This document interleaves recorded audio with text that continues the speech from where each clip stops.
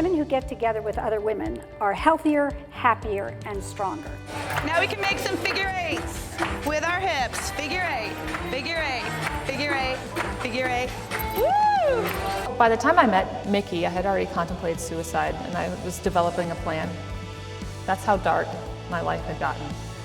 Because I'm a woman, phenomenal woman, that's me. Here's Bernadette.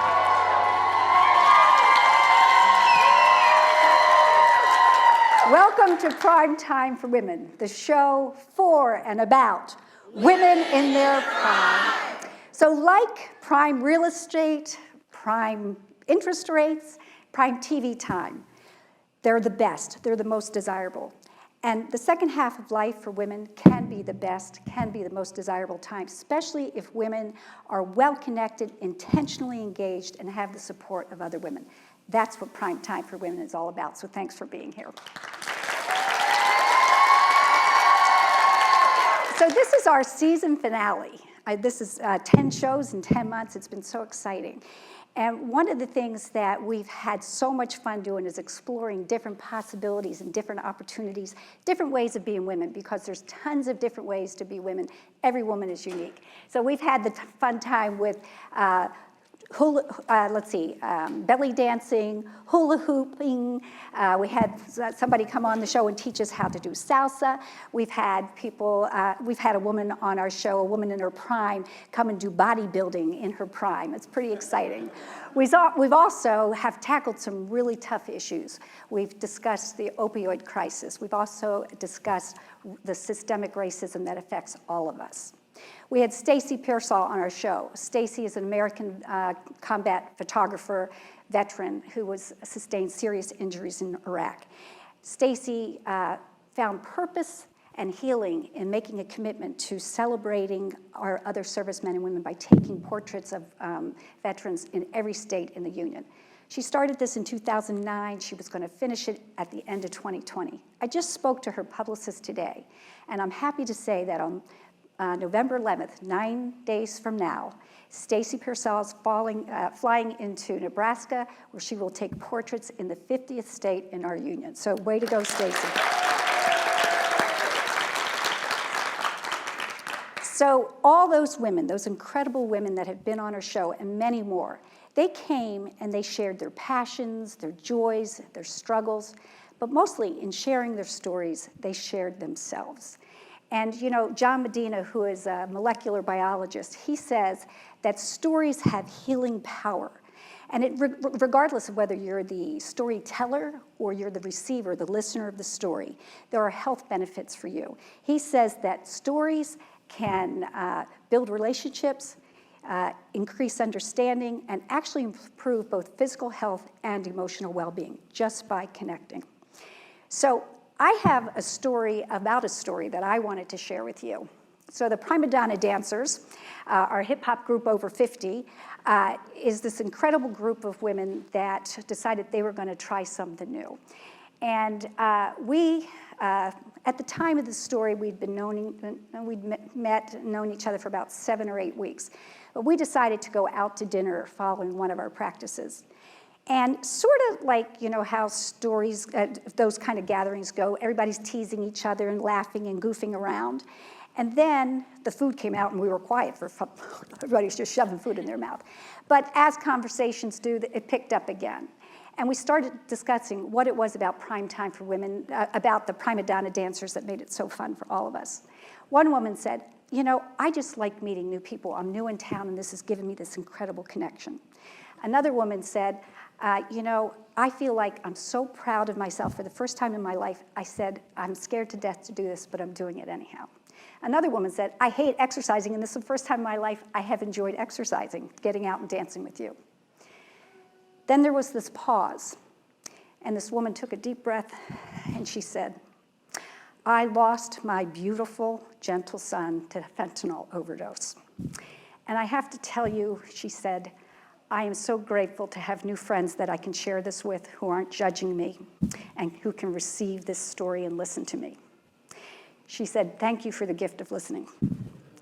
But I will tell you, all of us who were hearing that story felt like She was the giver. She was the gift to us. She trusted us. She shared herself. She was vulnerable before us. She was our gift. And it isn't that kind of sharing that we are a gift to each other. And it was a very strong reminder of our shared humanity. And that is the gift that we give one another through stories. So today we have 4 incredible women who are going to come on and share their stories and really inspire us with sharing themselves. Ginny Donahue, who is a CFO, she was a CFO in the corporate America, left her job to pursue her passion in helping young students who had fallen through the cracks not only get into college, but succeed in college and find new work. She founded On Point for College out of the back of her trunk of her car, and now, since 1999, has helped over 9,000 students enroll, graduate from college, and get jobs. So, way to go, Ginny. We also have Takesha Martinez, our poet laureate, who has been sharing her love of the arts and in particular her joy of spoken word poetry. She's going to be sharing a poetry called Say Yes. Speaking of saying yes, we're going to welcome Patty Forehand to our show. Patty is a comedian. Well, she was a 32-year teacher, and she said yes to her passion of pursuing comedy. She's going to be here, do a set for us, and then you guys get to ask her some questions. And last but not least, we have Laura Wallace, one of Hagerstown's own, an entrepreneur, a podcast host. She's an author, writer, speaker. She does it all. And she's here to tell us about what she knows about successful businesses. But she says those same businesses that make business successful, the passion, the creativity, the commitment, the fearlessness, we can apply in our own lives for successful personal lives. So she's going to be here. I just want to thank the people who have made this season of Primetime for Women possible. We have Meritus Health, Antietam Broadband, Smart TV, the Women's Club, who's going to be celebrating their 100th anniversary starting in 2020. We also have Farnakidi Home and Village, and let's see, I think that's everybody. And then I want to personally say, I am so grateful to my husband and to the women in my life who have made this possible for me through their support. My daughters and daughter-in-laws, my sisters, and all of my friends, those who have volunteered here, my Renew group, my book club ladies, all of you, and most of all, the people who have come to the show. Because it was when we come together, when we connect, and when we support each other, that we are beneficial and helpful to each other. And as one famous neurologist says, we have the potential to be each other's best medicine. So we're going to be doing some good medicine in just a few minutes. Stay tuned. We'll be right back after this short commercial break.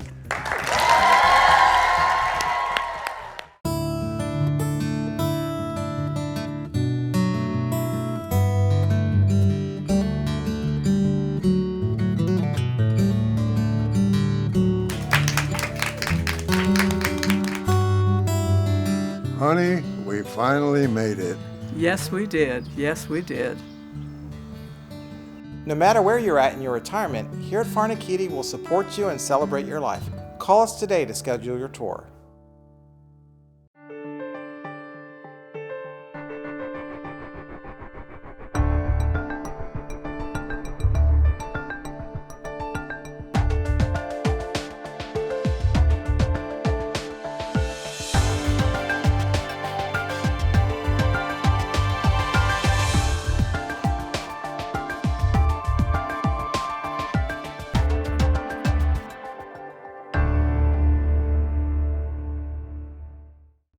This changes everything.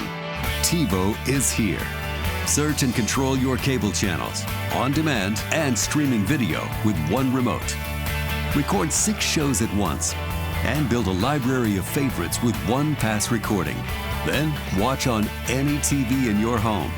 Welcome to the ultimate TV experience. Call or visit AntietamBroadband.com to change everything with TiVo.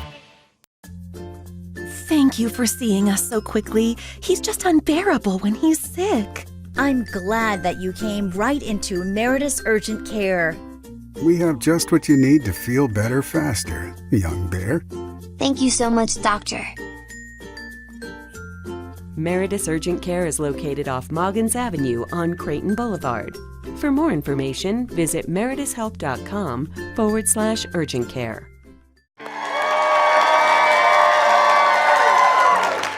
So get ready to be inspired. You know, there are a lot of people who dream of making a difference in their lives. Ginny Donahue really has made a difference in the lives of so many people.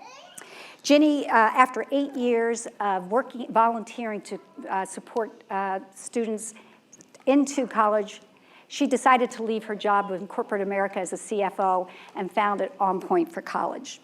I'm going to bring her on and let her talk about that, but first I want to tell you, along the way, Ginny received the Martin Luther King Unsung Hero Award from Syracuse University. That's a big deal. She also received an honorary doctorate degree from Le Moyne University. She has received awards all across the nation, and the Purpose Prize Award from ART, as well as the Ben & Jerry Cool Citizens Award. Please welcome Ginny to the stage.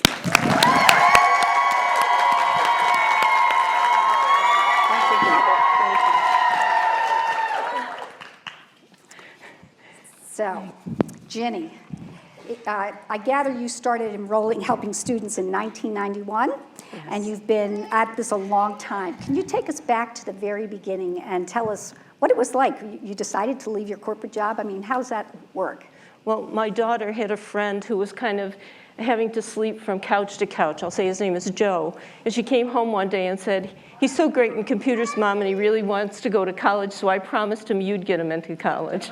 So I had got him in, and then people started stopping me in the grocery store and said, "Can you help us go?" And the next two were homeless. So over an 8-year period, I kept helping people from that shelter to go to college. I'd take them on a college visit. The whole car would fill with kids, and then once they started getting in, I started giving them bedding, backpack, and clothes and rides. So, Ginny, this is like a really big change for you from corporate America as a CFO to having a business out of the trunk of your car. What would you say to the women in our audience who have dreams of doing something different in the second half of life? What's your advice? Well, I think a lot of times if you start as a volunteer, it's a great way to begin. Or if you can do something as part of another organization, like if you want to do something as part of the Boys and Girls Clubs or part of your church, for example, it's a great way to begin. This way, a lot of setting up a corporation or doing taxes and all that stuff is eliminated, and you find out if that's what you want to do. And you've got to be pretty fearless too, I mean, right? I mean, you have to say, I'm just going to do this. Yeah, I guess I took the attitude that no matter what came to me, there was someone out there that had the answer. I never thought it was not going to succeed. And I made a deal with God that if I would never turn a single person away, and he would help me to find the resources I needed to be able to help everyone to go. Yeah. So, yeah. So where did you meet these students? These were all students that needed support. Where were you meeting with these students to help assist them? Well, I had been a teacher, but I also had worked at a Catholic Charities community center, and I felt that the families felt welcome and loved at the community centers. So instead of going to the high schools, we had no age limit on who we helped, and we just worked in community centers. So Boys and Girls Club, settlement houses, homeless shelters, probation, libraries, soup kitchens, etc. And many a time I sat on the sidelines at the Boys and Girls Club and kind of would call the kids over, "Hey, you want to go to college?" That type of thing. So anyway, yeah. They call me the college lady. So yeah, she has a couple names. What are some of your other nicknames? They call me Ms. D, or some of them call me G-Dog. So anyway. Yeah. So once someone has been accepted to college, you also take the challenge of not just getting kids into college, but supporting them there, and then helping them transition into careers. That's something that's not happening in a lot of places. How did you come up with that model? Well, it's just about loving this person. You help them get into college, and then you say, "Oh, geez, he doesn't have a ride to get there." So then you provide them with the supports they need to get through. And then they come out, and they got a great GPA and a college degree, but they don't know how to do a resume or what to do with interview questions. And so you help, it's just because you care about that person, you help them through the whole way. Yeah, that's great. So Ginny, obviously you've impacted a ton of lives, Do you keep in touch with any of these students? I do. I'm sure I communicate with 100 of them during the month, et cetera. But I wanted to kind of tell a story. We have 160 mentors that drive 190,000 miles a year driving kids to and from college, okay? So many of these are pictures. Julius Wani's from South Sudan, and this is a couple that supports him and all.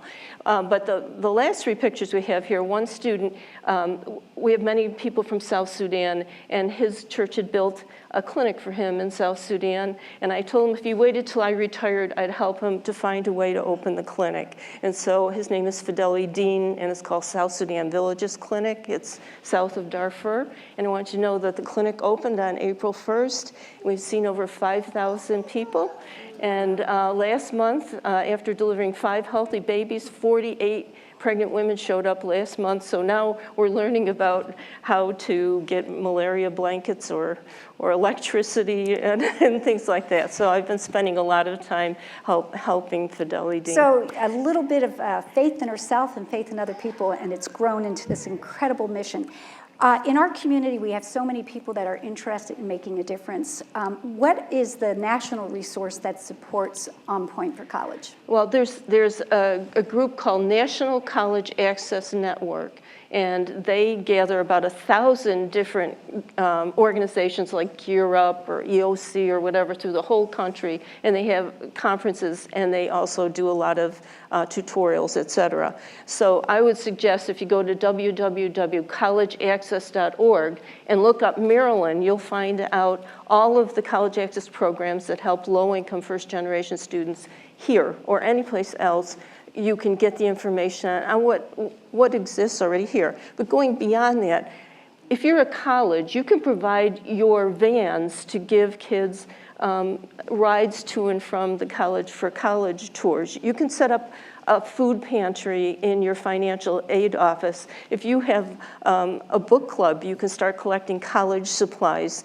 There are many things you can do to help support students in your own community, just to try to help them to go. You wouldn't think that a person that gets into a top-level college doesn't go because they can't pay a housing deposit, because their family doesn't have a car to get there, or because they don't have summer housing.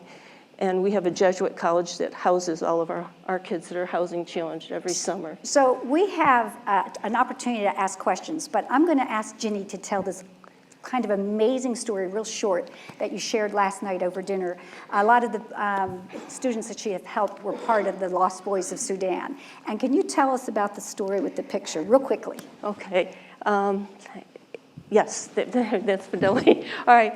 So about 15 years ago, a young man came to me, 6'7", and he said that his teacher had sent him to me. He was going to UB in 2 days, and there was no room in the dorm, and he only had $200. So I turned to a volunteer, Lay Ignatian volunteer, and said, Tom, I need you to find a priest in Buffalo by tomorrow morning who can let Fideli live there for $200 a month. And he said, you're not asking for much, are you, Jenny? So I said, well, that's what I need. He was back at 9. He said, I talked to the priest. He wants to meet Fideli. I'll drive him to Buffalo today, and I'll drive him tomorrow to drop him off. So he lives there. I connect him with a mentor named Sabra. He's there for 5-6 years, and his phone stops working, and I don't know how to reach him. And so Sabra contacts me and says, Jenny, I don't care what you're doing. Stop right now and open your email because I found Fideli Dean. So I open my email, and there's an article from Mary Knoll that says that Fideli had arrived at St. Martin de Porres Church in Buffalo, and that the community fell in love with him, and the youth groups built him a church. But that wasn't the miracle. It goes on to say that on the day he arrived, Father Sajak said to him, at last I can have some peace. And he said, why are you saying this? He said, 8 years ago I was watching Dateline, and there was this little Sudanese person with a blanket around him at a refugee camp in Ethiopia. And he said, for 8 years I prayed for this child. So when someone said, I have a lost boy from South Sudan that needs somewhere to live, I felt God's answering my prayers. Wow. So Fideli said, did you tape the show? And he said, I did. He puts it in, and the face comes up, and he says, that's me. Yeah. So, yeah. So That story was worth hearing. I just couldn't resist it, but we only have like 1 or 2 minutes. Does anybody have a question for Ginny? Yes. Oh, hold on. Okay. Well, how many students have you helped over the course of doing it? It's over 16,000 now. Yeah. Well, I didn't get to tell you all of Ginny's prizes, but you heard some of them, and you can see that she's a person that deserves every single one of them. I want to thank Ginny for being here, for sharing her passion, and empower all of you to go out and follow your passions. Stay with us. We'll be right back after this commercial break. Thank you.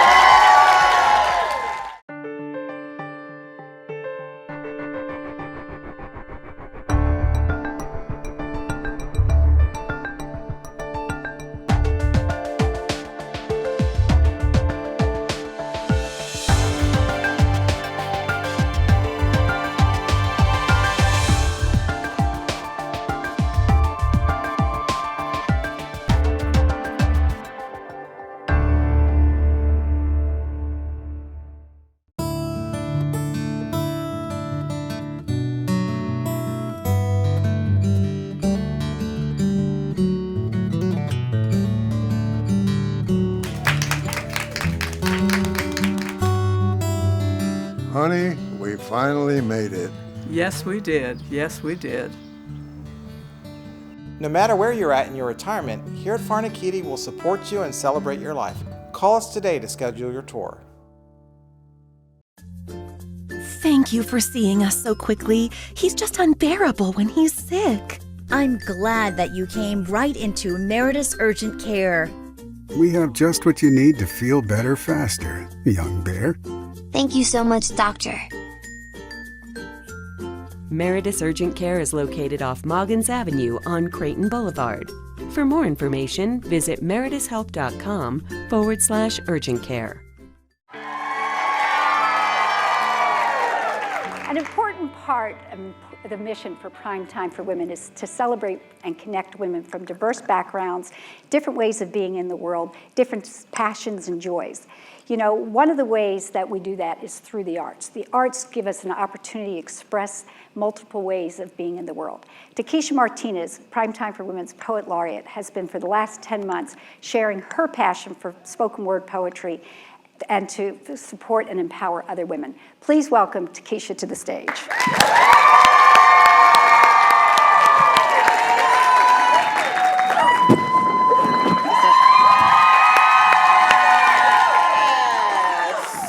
So, good afternoon, everybody. How you guys doing?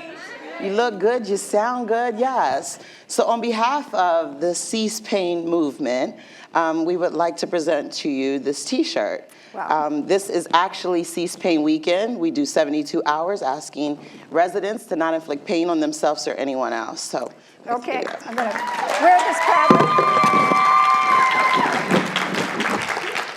She's gonna be so sassy. Yeah. All right, and you have a sassy poem for us. So I do. Take it away, Takesha. All right. You can go as far as you agree you can go. I mean, how will you know unless you go? Repeat, how will you know how far you can go unless you go by faith? And there will be mistakes. The purpose is to look them in the face, reflect and protect the process. But nevertheless, keep going, keep flowing, keep showing, keep glowing. Fearlessly defying expectations and limitations. So say yes, fear less, say stress less, say yes. Stay focused, take notice. Rejection is protection. And I'm suggesting you look straight ahead with tunnel vision. Submission to the mission.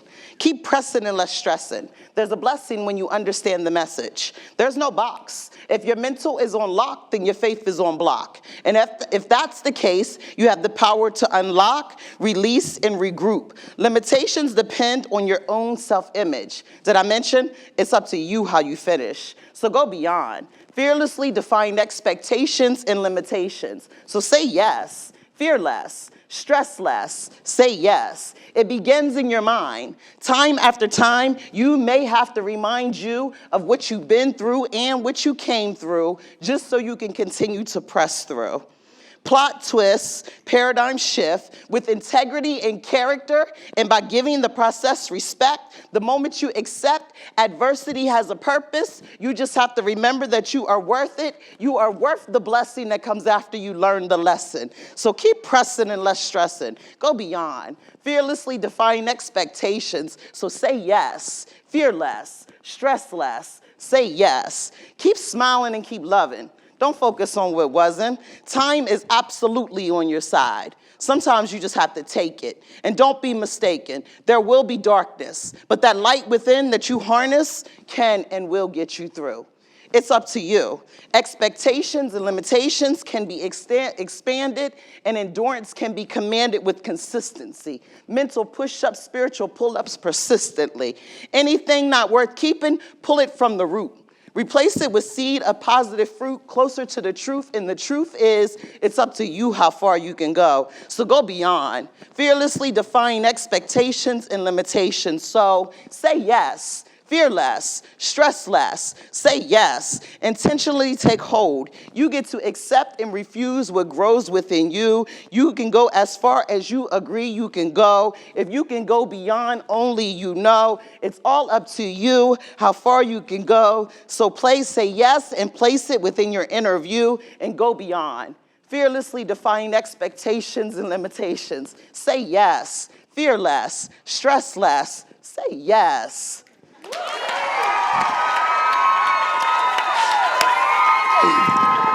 Don't go away.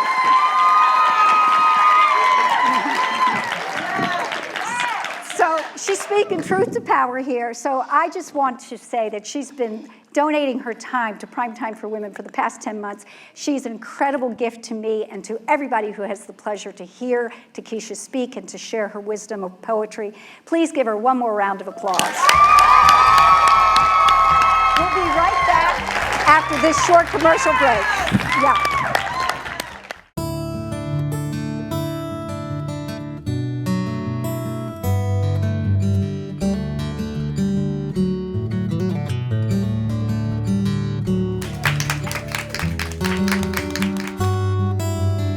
Honey, we finally made it. Yes, we did. Yes, we did. No matter where you're at in your retirement, here at Farnakitti will support you and celebrate your life. Call us today to schedule your tour.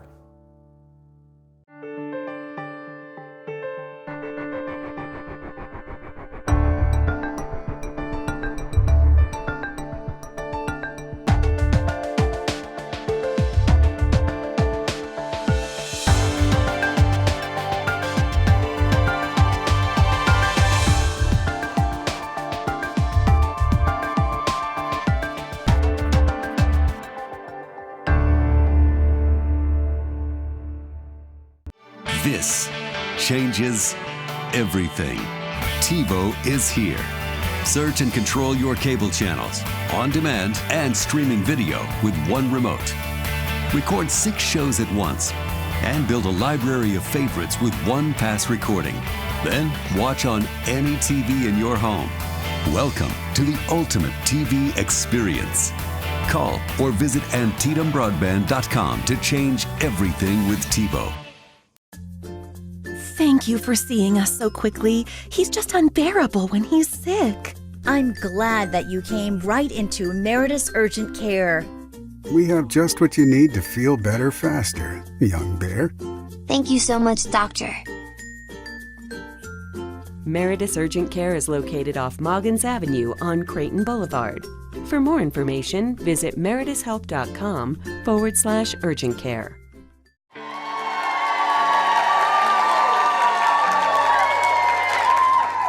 I'm so excited to welcome Patty Forehand to the stage. She is a woman who, in her prime, is really doing it. Nobody tells her what to do. She left her 30-year teaching career and is now doing stand-up comedy across the nation. She has a spicier version of what her comedy she's going to do today. You can check her out on YouTube. Please welcome Patty Forehand to the stage.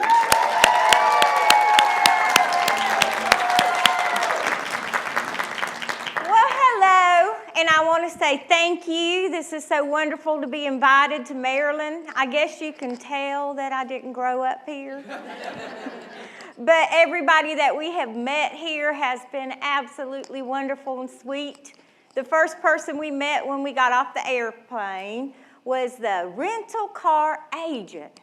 And she was so sweet. I mean, she gave us an SUV for the price of a compact. Whoa. And I said to her, "You are so nice. It is so great to find out that people from Maryland are this nice."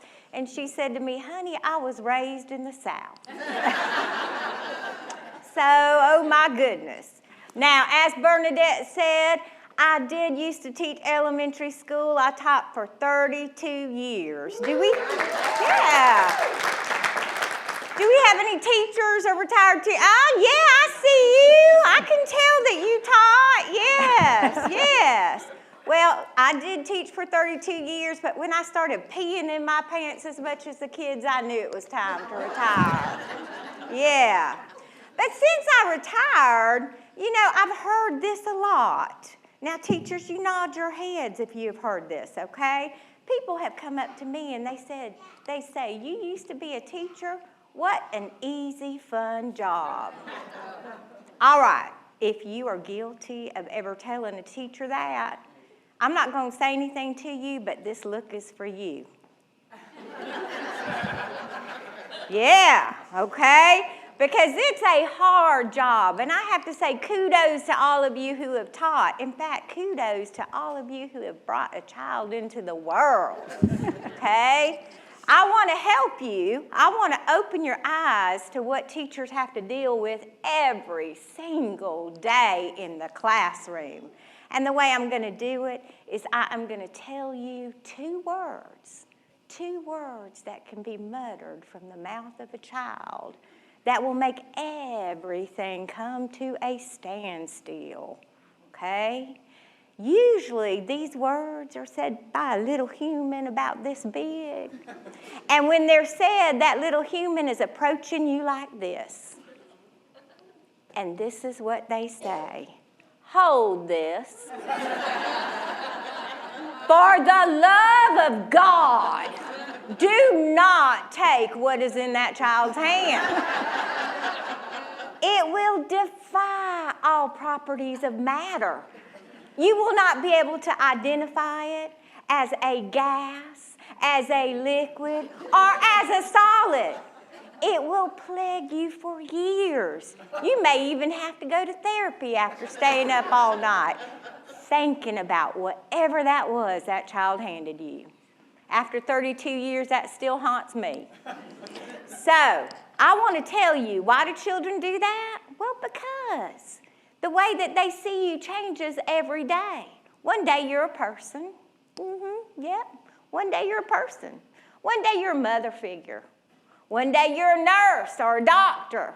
But you know, some days you're a Kleenex. All right. Well, that is my time, and I enjoyed it. Thank you so much. Have a seat. So, Patty, thank you so much for being here and for sharing your comedy with us. I was wondering, when you were thinking about retiring, did you think, "Oh my gosh, I'm going to go do stand-up comedy"? How did this come about? Well, actually, I started doing stand-up comedy the summer before I retired. Okay.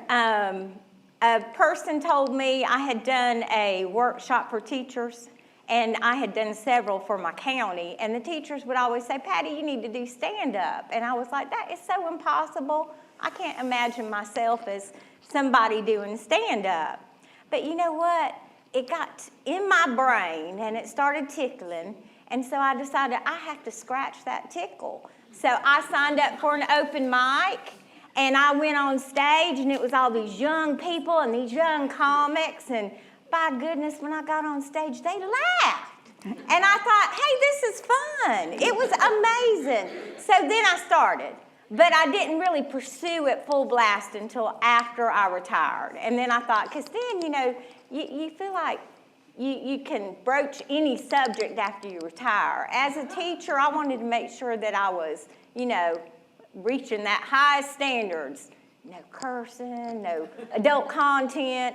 But then when you retire, you can let it loose. So yeah, that's what happened. And if you check out Patty's YouTube she lets it loose. So anyhow, I'm just saying. Patty, has comedy opened other doors for you? Well, it has, because I'm also, believe it or not, an educational consultant. So what I do is I go and do workshops for teachers in STEM, but then when school specialty realized I did comedy too, now I go and do keynote speeches and things like that, motivational speeches for the teachers. So it's opened that avenue up for me. That's great. Yes. And what advice would you give to women in our audience and our TV audience as they retire to pursue their passion? What would your suggestions be? Well, you know, when you reach my age, you've lost people very dear to you. Like I have lost my mother to leukemia, I have lost my sister to an embolism, and my father passed away from cancer. And when you see that, and you see your friends getting sick and things happening, I always think about this, that Shawshank Redemption, you know that quote, it says, get busy living or get busy dying. I mean, that's your choice. So if you just sit around and watch Walking Dead and eat bonbons, you're not really living. Get out there, do what you want to do, and don't let anybody tell you you can't. All right. So I have to say, that's one of the things we say about women in their prime, and I didn't even prompt that, but she's got it. So what questions do you have for Patty? Okay, Melissa has a question. How do you know what's funny? I mean, do you have like a group of family and friends that you test out your jokes on first and maybe pull some if they're not laughing? No, I do. I never test my jokes out with my husband. I mean, you do not do that because, you know, they love you and they don't want you to embarrass yourself. So if you have something that might be funny to everybody else, they might go, oh my God, my wife is saying that on stage. So no, I don't test it out in front of people that I know. What I do like to do is test it out in front of people that I don't know. And usually that's by going to an open mic. Because in open mics, you know, they're not expecting you to have your best material. They know that you are practicing and that you're bringing new material, and so they're open to it, and they're more accepting. So that's what I do. And I would also say it doesn't surprise me that you don't practice on your husband because he is the butt of many of your jokes. That is so true, but he loves it. Secretly, he loves it. He does. Every once in a while it slips out because he'll say something and I'll go, hey, you kind of like what I'm doing. And then he'll do something really funny or kind of silly, and then he'll go, hey, you could use that in one of your jokes. Okay, who else has a question for Patty? Right here. Do you have a favorite joke that really makes you laugh? I do, but I cannot say it here. I'm so sorry. After the show, Beth. Okay, any other questions for Patty? Yes. Right back here. I'm sorry. That's good. Thank you. Do you get stage fright? And if so, how do you deal with that? No, I really don't get stage fright. The very first time I had open mic, I kept expecting myself to get stage fright. I kept thinking, I'm going to go out there and freeze and something's going to happen. But no, I don't. I don't get stage fright. And I think it's too because, like, when I was younger, I did a lot of drama. So I was always in plays and things like that. So, but I am sometimes scared I'm going to forget what I'm supposed to say.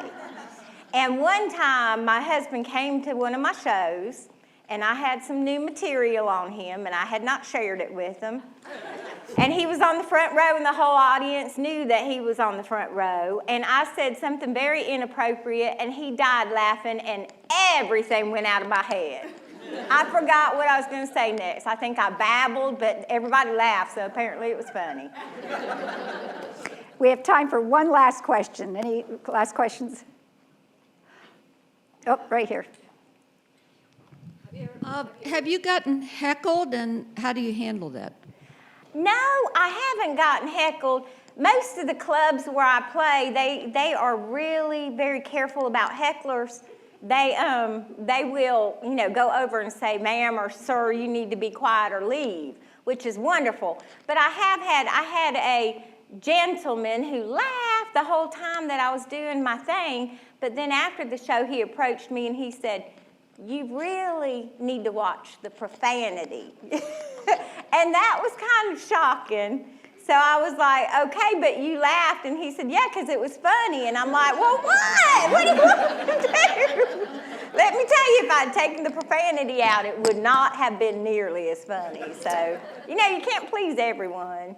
So, Patty, thank you so much for being here. Don't go away yet. I just wanted to say that we're so glad that you're here, helping us see the joy and humor in life, and just that it's not too late to ever pursue your dreams. So let's give Patty a big round of applause. We'll be back after this commercial. Thank you so much.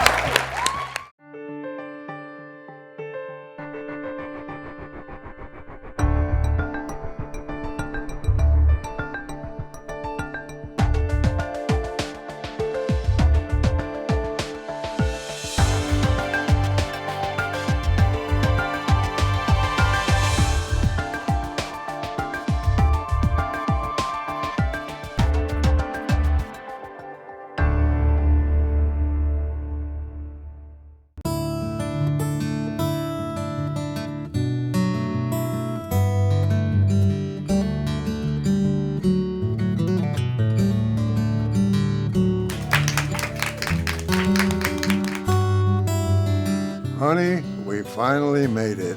Yes, we did. Yes, we did. No matter where you're at in your retirement, here at Farnakitti will support you and celebrate your life. Call us today to schedule your tour. Introducing Antietam Smart Wi-Fi, the ultimate home networking solution. Smart Wi-Fi expands your wireless network and can eliminate Wi-Fi dead zones. Adding Smart Wi-Fi access points creates a Wi-Fi blanket for all of your devices, so you get consistent wireless internet speeds anywhere in your house. So go ahead and browse, game, and stream video in any room. Make the most of your internet with Smart Wi-Fi from Antietam Broadband. Smart homes deserve smart Wi-Fi. Thank you for seeing us so quickly. He's just unbearable when he's sick. I'm glad that you came right into Meritus Urgent Care. We have just what you need to feel better faster, young bear. Thank you so much, Doctor. Meritus Urgent Care is located off Moggins Avenue on Creighton Boulevard. For more information, visit meritushealth.com/urgent care.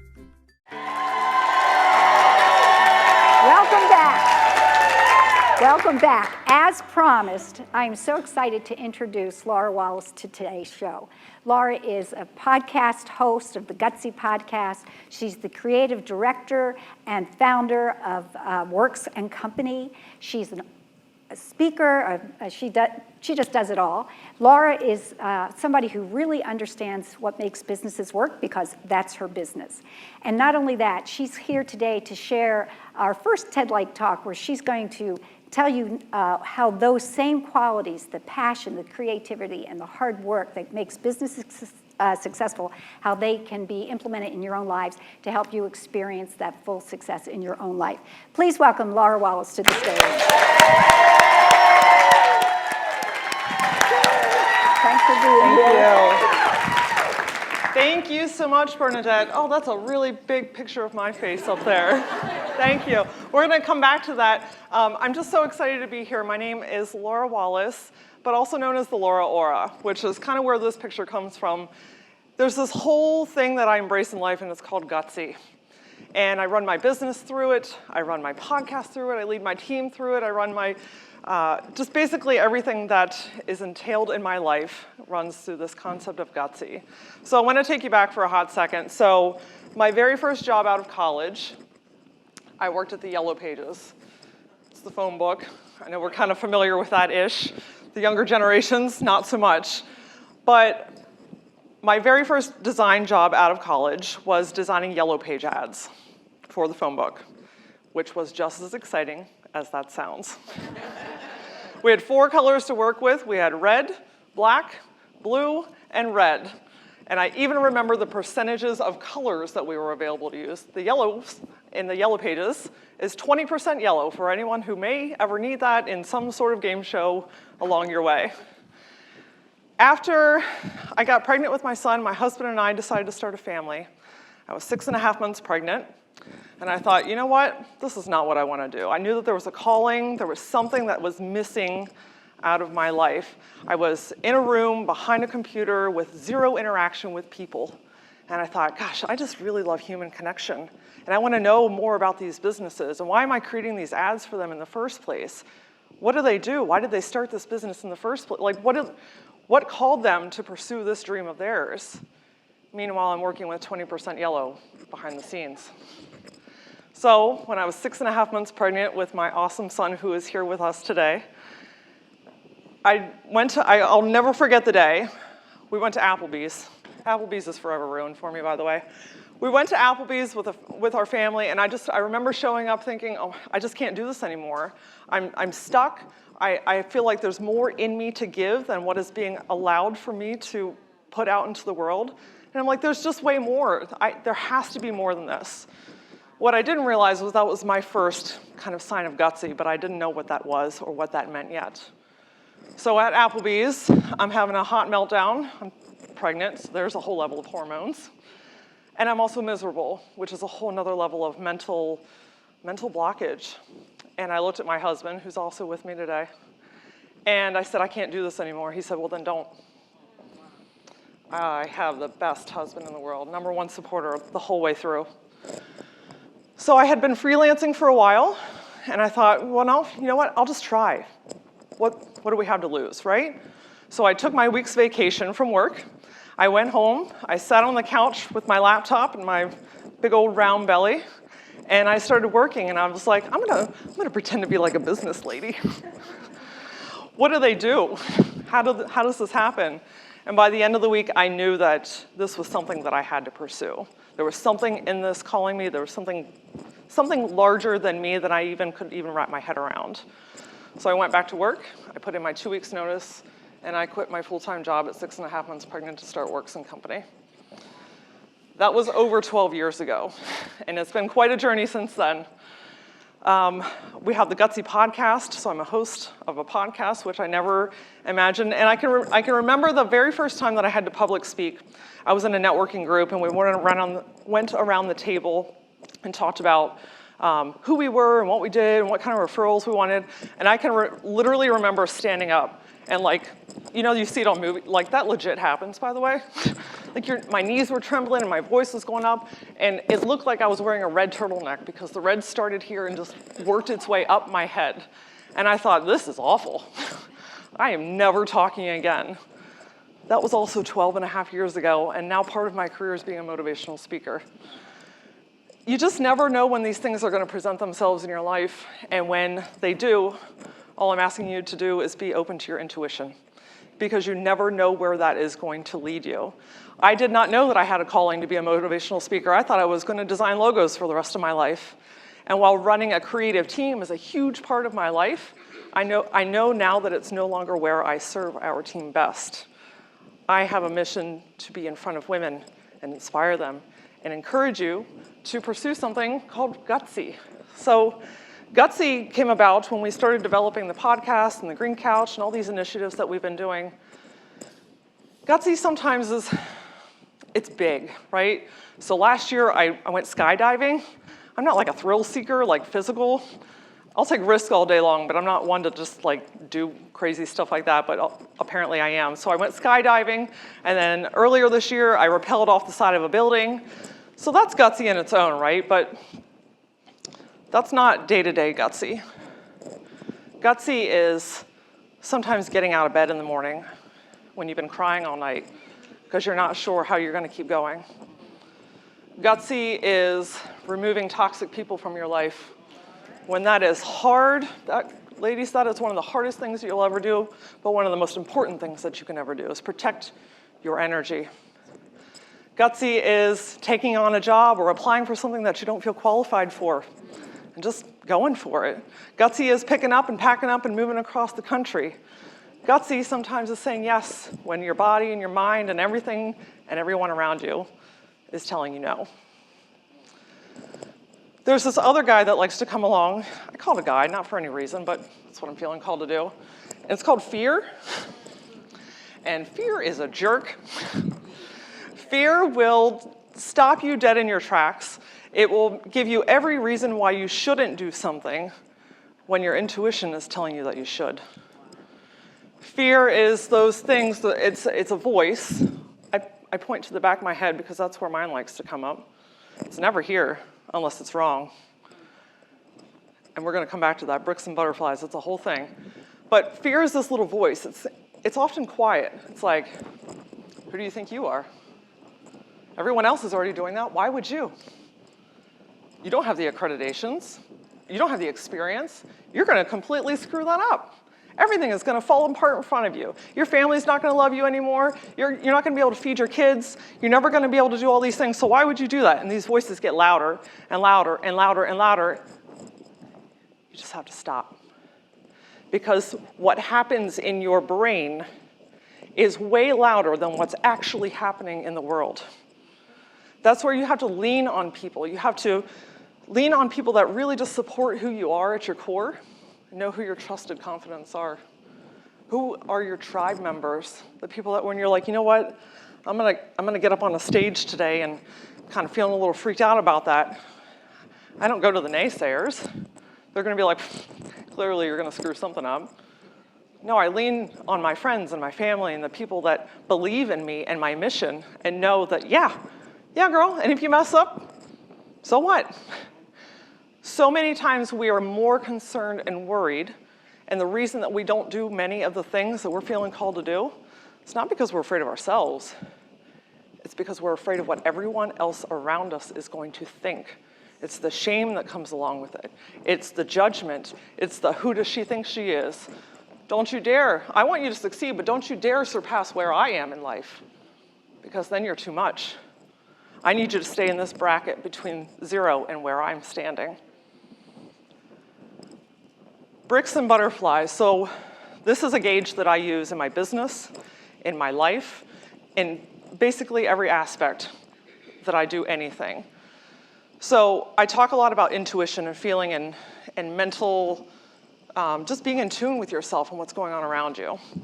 So when you're trying to make a decision and you're thinking, oh, man, is this really right for me?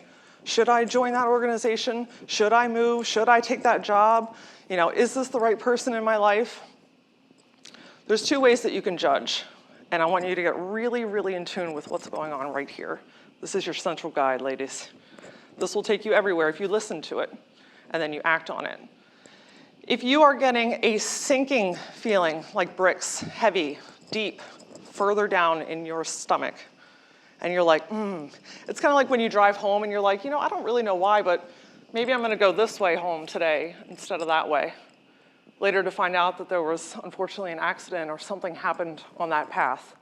When you get that sinking feeling like something is just not right, that's your internal cue to say, it's not for me. But if that feeling is light and airy and up here and you kind of feel like you want to vomit, but it's exciting at the same time, those are butterflies. That's your internal compass to say, yeah. Fear might come along, and that's fine. But fear doesn't get to drive the car. Fear gets to sit in the back seat. Because when you know fear is going to be part of everything that you do, you don't have to fight it or push against it. When you welcome it to come along and be like, that's cool, we can be afraid today. But I got stuff to do, so if you want to come along, we're going to go on a road trip. You can get in the back seat with me, but you don't get to drive. Being gutsy means being yourself. I don't dress like a traditional businesswoman. I can remember the very first time that I thought, I was like, you know what? I'm a businesswoman now, so now I have to look like a business lady. Well, what does that look like? Well, we went to the internet, because clearly all the answers are there. And what I found was that business women carried very lovely leather briefcases, and they wore pencil skirts, and they had tight buns, and everything was just very prim and proper. And I tried, and by the way, they did not wear nose rings, so this had to go. And it only took a couple of meetings for me to realize that that's not me. Another sign of gutsy is being yourself authentically. And knowing that you have your own personal scale from 0 to 10. 0 being, I'm on the couch, and we're at home and I'm in yoga pants and there's movies on, and that's a version of me. And then 10, you're at the fanciest party you've ever been to in your life. And then there's everything in between, which is so exciting because how you dress for meetings and how you hang out with your friends on the weekend, you get to be whatever version of you are as long as you are on your scale. Being gutsy is also being vulnerable. Share your story. Bring out your mistakes, because guess what? If you've made a mistake or messed up somewhere, I guarantee you thousands of other people have as well. And where we get stuck is thinking, oh, I'm gonna be judged. They're gonna shame on me. What are they gonna think of me? But when you bring that out, you're actually bringing power because you've been through something that someone else may be in the middle of right now, and they need to hear your words. Your story is one of the most important assets that you carry. Your tribe, the people you surround yourself with, is everything. And be the same person from 9 to 5 as you are from 5 to 9. You don't have to put on a 40-hour play every week. That's exhausting. We are not in theater here. You get to be the same person, and being gutsy is being in control of who you are and how you're presenting yourself to the world. And if there's one last thing that I want to leave you with, it's another internal compass and how else I make decisions. And ask yourself, when you're going to do something, if it's not a hell yes, meaning, oh, I cannot imagine not doing this, it's a no. Because your time is valuable. And everything that you do in your life should bring some level of joy, value, and excitement into your life. Taxes may not be exciting. We'll let that one slide. But if it's not a hell yes, it's a no. Thank you so much for your time today. Okay, words of wisdom from Laura Ara. Before we close out today's show, we always encourage women to support women, and we encourage women to do things together because the research says when women are connected, they're stronger, healthier, and happier, and they're better positioned to serve their communities. So we recognize the largest friend group that attends the show together, and I'm happy to say that the largest friend group here today was Friends of Takesha Martinez. So come on up stage. Come on stage. Come on up.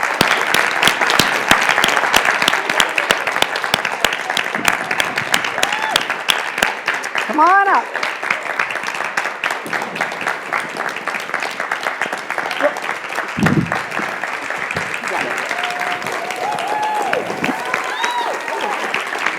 Yes. So while they're making their way up onto the stage, I wanted to say what we try to do is in recognizing the importance of women coming together, we also recognize that together, women can make a huge difference in our community. So Prime Time for Women donates 10% of total ticket sales to the largest friend group because then they pass on their connection to our broader community. So Takesha and your friends, who is receiving 10% of our total sales today? We're going to do mediation first, community mediation, Maryland. I'm a mediator. Yes. So thank you all so much for being here. Laura, I wanted to give you the last word. This is what building a tribe is all about, because when powerful women support powerful women, amazing things can happen. I also know that this is a fearless, gutsy group of ladies, but I know that there are more fearless, gutsy groups of ladies out there. Whether you're here individually or with another group, I want to invite you to come join me on this stage right now. Come on up on the stage. This is our last show for the season. Come on up. Yes. All right, Linda Brooks. Linda Brooks, come on up. Lori, come on up.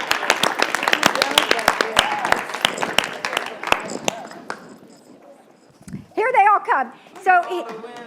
So here, yes. If you're not here today and you're watching this show on TV, we wish you were here with us. Come on up. Come on in. Oh gosh, this is great. So I would like everybody to know that we appreciate your support of Prime Time for Women. We're so glad you're here. We'll see you next season. Take care.